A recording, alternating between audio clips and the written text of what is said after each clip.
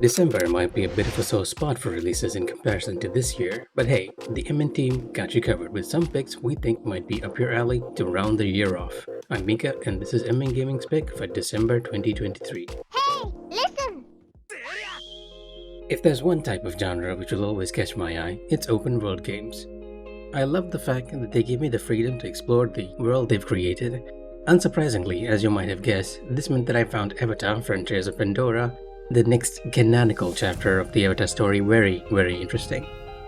This standalone game is set during the one-year gap in the recent Avatar: The Way of the Water, on the other side of Pandora, called the Western Frontier. You play as a Navi raised and trained by the Resources Development Administration (RDA), who find themselves taking the fight to the corporation. The game apparently includes a Parker system which you are able to use to traverse the many terrains with the world feeling alive thanks to the dynamic interactions with the alien plant life. Some are painful while others are beneficial. Then there are some flora which are out to kill you. You're also given your own Ikran which you can use to fly across Pandora. Many early previews are mentioning that this game is somewhat like Far Cry. I don't know whether that's a good thing or a bad thing though, but I'm hoping for the former and I can't wait to explore it.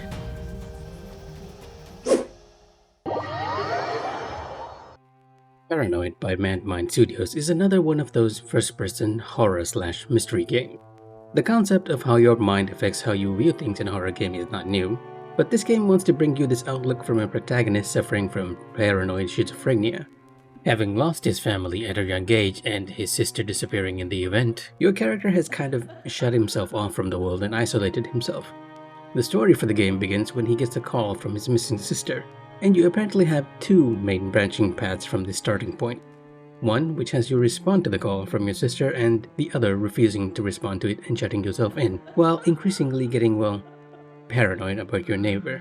Each path with its own set of scenarios and consequences. While the exact gameplay mechanics of the game haven't been quite shown, the developers promise a lot of combat, monsters, and death. Though between you and me, I'm hoping they focus more on the psychological sides of things in Paranoid. What if we took Stardew Valley and combined it with Disney? This was the question I had never thought to ask myself until I saw this game. The trailer showed off lots of Disney characters, heroes, and villains alike. There was also all the farming sim activities I'd come to expect. Then I saw the player character customization and the game properly had my attention. So you're telling me that I can design a character of my choice in a Disney style and hang out with Disney characters? Say less. The game was released in early access before in September 2022, and now it's getting ready for its official release. It comes out on the 5th, and I cannot wait to befriend Mushu, the best Disney character. Excuse me?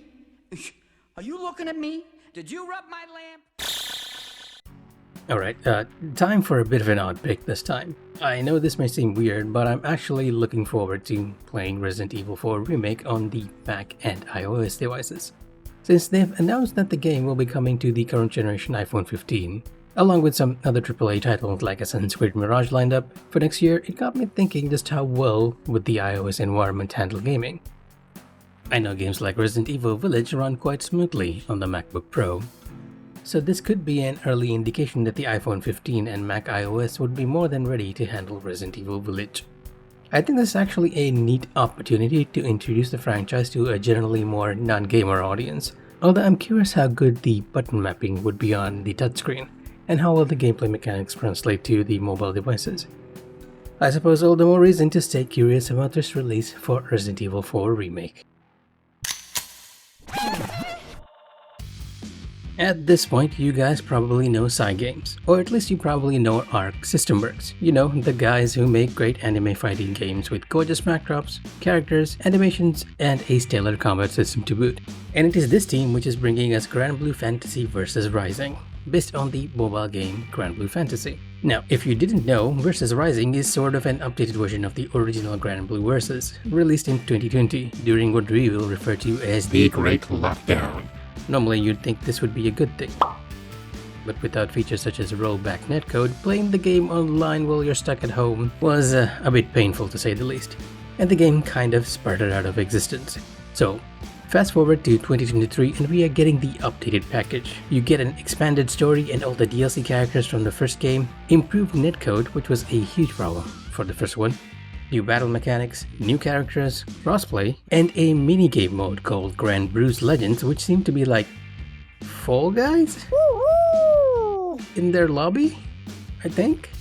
In any case, color me interested in Granblue Fantasy vs Rising, which honestly rounds out our picks for December with a pretty strong fighting game contender. But hey, before you leave, here's some bonus picks for the month. The day before. Going possibly quotation marks into early access, the day before has certainly gone through its fair share of controversies with its downgraded graphics from its initial release trailers and many delays for its release. While we can't recommend getting this Last of Us-like MMO open world survival game, we definitely feel like it's something gamers should keep an eye on. On the other hand, the Batman Arkham Trilogy is a game we can wholeheartedly support. Not immediately though, I can't be the only one who's wondering how the 3 Batman games will perform on its Switch release. But hey, if you haven't played the originals and it performs fine, this is an easy must-play, being generally accepted as one of the best superhero games around. Majora Emilia 2, Stranger's Requiem, is a Metroidvania featuring the popular Toho characters. While not a new game by any sense of the word, this updated re-release might be more than interesting to you Symphony of the Night fans out there, who can probably already see the parallels in this footage.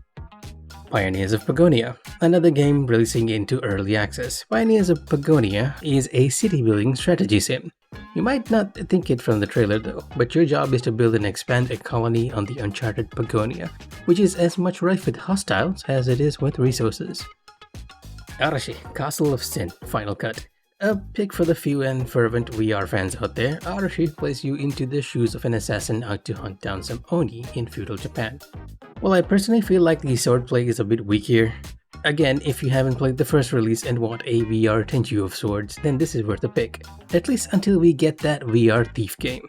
And with that, here's Mika, signing off.